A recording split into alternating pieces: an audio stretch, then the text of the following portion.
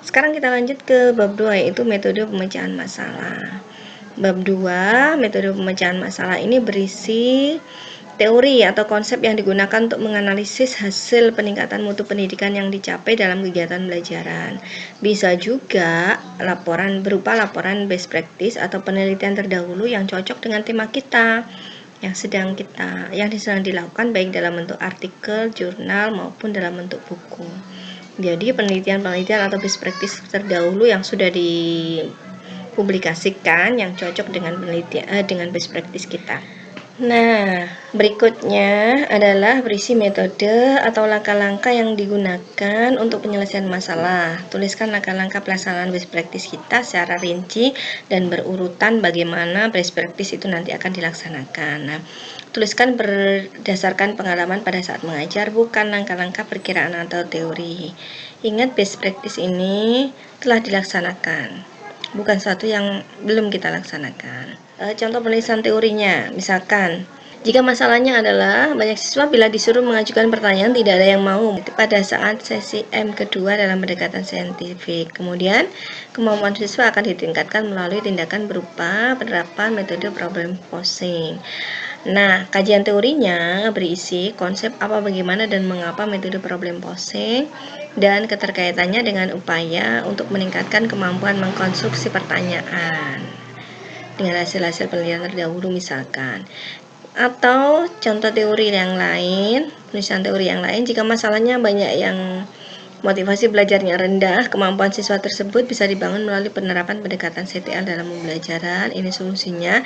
Lalu kajian teorinya adalah tentang apa, mengapa, bagaimana pendekatan CTL dan kaitannya dengan motivasi siswa, baik dari buku maupun dari hasil-hasil penelitian terdahulu yang sudah dibukukan. Kemudian bab 3. Bab 3 ini adalah pelaksanaan dan pembahasan, ya. Nah, di sini kita tuliskan langkah, metode, alat, dan atau instrumen yang digunakan oleh guru, kepala madrasah, atau pengawas untuk melaksanakan best practice ini.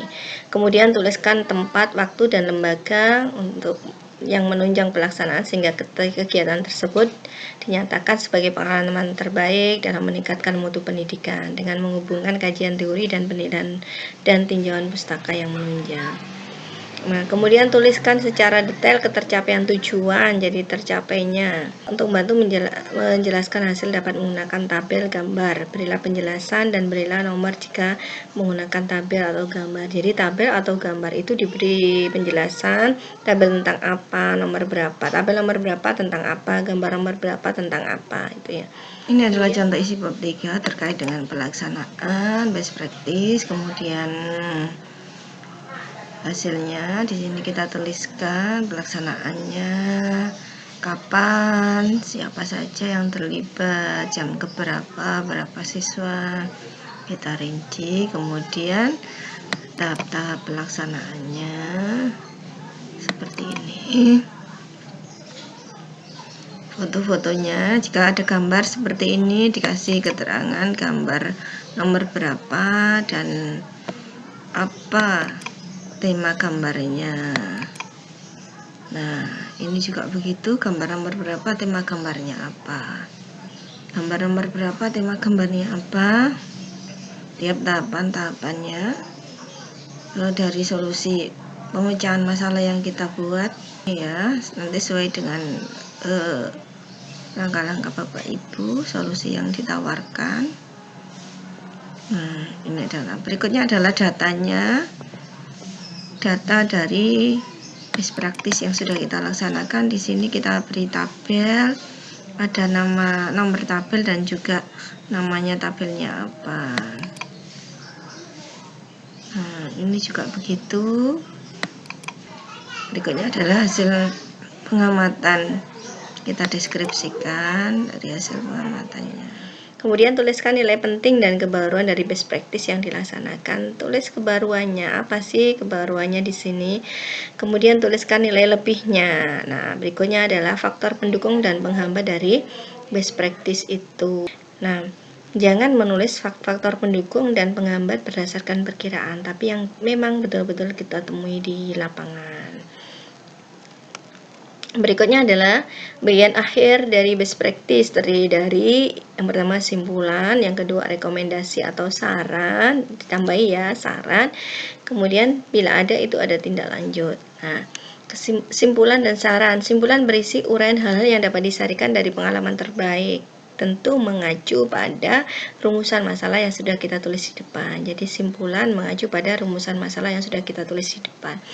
Kemudian berikutnya adalah saran atau rekomendasi ditujukan pada pihak-pihak terkait dengan peningkatan yang berkaitan dengan peningkatan mutu pendidikan, bisa dinas pendidikan, cabang dinas atau ke kantor Kementerian Agama dan pihak-pihak lain yang ada kaitannya dengan peningkatan mutu pendidikan. Kemudian tindak lanjut yang akan dilakukan setelah best practice ini. Ini adalah isi dari bab 4 berisi penutup yang dalamnya ada simpulan dan saran. Simpulan ini untuk menjawab poin-poin di rumusan masalah, kemudian tidak perlu terlalu banyak, hanya singkat-singkat saja ringkasan dari keseluruhan hasil penelitian kita yang menjawab rumusan masalah. Berikutnya saran, bisa untuk pemangku kebijakan, bisa untuk guru yang akan menerapkan model ini selanjutnya. Silakan. Dan untuk siapa yang ingin kita berikan saran dari hasil penelitian ini, sini saya berikan saran untuk guru ya yang tidak menerapkan model pembelajaran ini.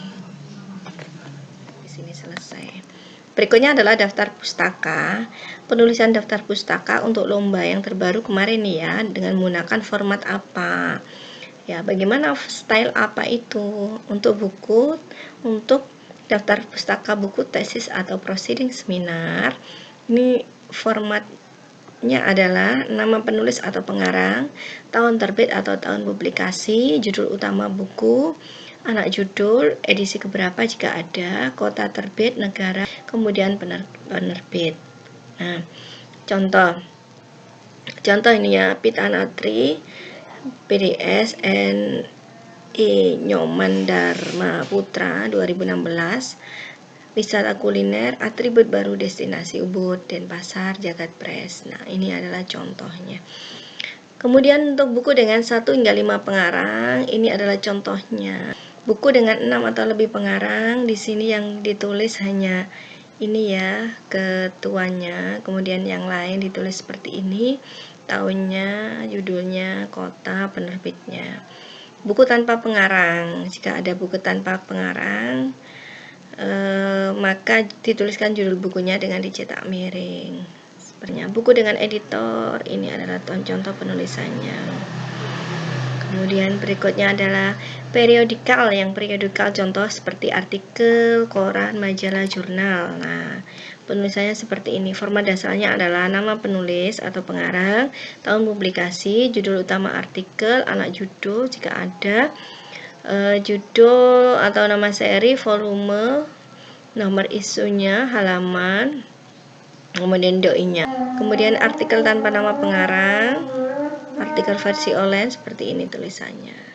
Berikutnya, apabila daftar pustaka itu kita ambil dari web, maka format dasar penulisannya adalah nama penulis atau pengarang, kemudian tahun, bulan, tanggal artikel, judul atau nama dari objeknya, kemudian anak judul dari page, dan diakses dari URL apa.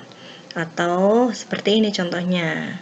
Atau seperti ini, nama penulis atau pengarang, dan judul seperti ini, judul diakses bulan tahun dari URL webpage-nya apa. Kemudian ini dengan pengarang ya. Jika dari web tapi dengan pengarang, maka formatnya seperti ini. Ya, silakan digunakan. Kemudian untuk aturan penulisan lomba yang kemarin baru saja keluar, yaitu yang diadakan oleh Kemendikbud, temanya Pancasila, Quiz to Mall. Maka aturan penulisan untuk lombanya adalah jumlah halaman lomba berkisar 23-40 halaman, tidak termasuk lampiran. Jadi minimal 23, maksimal 40. Kemudian proporsi jumlah halaman naskah lomba adalah halaman awal 5-10 halaman ya. Berikutnya halaman isi 15-25 halaman dan bagian akhir 3-5 halaman. Kemudian naskah lomba diketik rapi di atas kertas berukuran A4 dengan spasi 1,5 dan dengan areal dengan huruf Arial 12. Batas tepi atau margin dari kiri adalah 3 cm, kanannya 2,5, atas 3 cm, dan bawah 3 cm. Ukuran tabel dan gambar disesuaikan dengan kebutuhan. Nah, Bapak Ibu, best practice ini selain ditulis dari sebuah laporan, biasanya dipresentasikan, diseminarkan, disosialisasikan, bahkan diterbitkan menjadi buku. Tujuannya adalah agar bisa memberikan lebih banyak manfaat. Semakin banyak yang membaca, diharapkan semakin banyak pula yang termotivasi dan terinspirasi untuk melakukan hal yang sama, sehingga kinerja dan mutu pendidikan pun semakin meningkat. Nah, ini konsep bagian penunjang laporan best practice. Ada daftar pustaka, ada lampiran. Kalau lampiran yang diseminarkan ada berita acara seminar yang disitu memuat sekurang-kurangnya ada waktu, tempat, peserta. Yang ini daftar hadir peserta, kemudian notulen seminar ditandatangani oleh panitia seminar dan kepala sekolah. Notulensi seminar ada daftar hadir. Kemudian surat keterangan perpustakaan sekolah. Ini apabila best practice tersebut diarsip dan disimpan di perpustakaan sekolah. Berikutnya adalah surat pernyataan keaslian karya, jangan lupa. Kemudian kerangka bagian penunjang best practice lainnya adalah lampiran lain, foto, kegiatan atau video. Kemudian contoh instrumen yang telah diisi jika kita ada instrumennya, misalkan ini apa, soal-soal atau instrumen wawancara, observasi. Kemudian berikutnya adalah mungkin angket yang sudah diisi, bukan yang kosongan ya, untuk validnya penelitian, untuk membuktikan bahwa best practice kita itu sudah dilaksanakan. Kemudian media atau alat yang digunakan, data hasil best practice antara lain hasil kerja, bukti yang menggambarkan perubahan setelah pelaksanaan best practice. Nah, itu saja yang bisa saya sampaikan. Mudah-mudahan bermanfaat. Ada satu kata mutiara, yaitu pembelajaran sebaik apapun Bapak Ibu hanya akan jadi kenangan yang tak berbekas jika tidak didokumentasikan. Nah, kemudian jika tidak kita coba sekarang, bagaimana kita tahu kita bisa? Jadi yakinlah bahwa kita bisa. Dan dokumentasikan pembelajaran terbaik yang kita lakukan supaya tidak hanya sekedar menjadi kenangan, tapi bisa bermanfaat bagi banyak orang. Serta cobalah, kita pasti bisa. Sekian dari saya, kurang lebihnya mohon maaf. Akhirul kalam. Wassalamualaikum warahmatullahi wabarakatuh.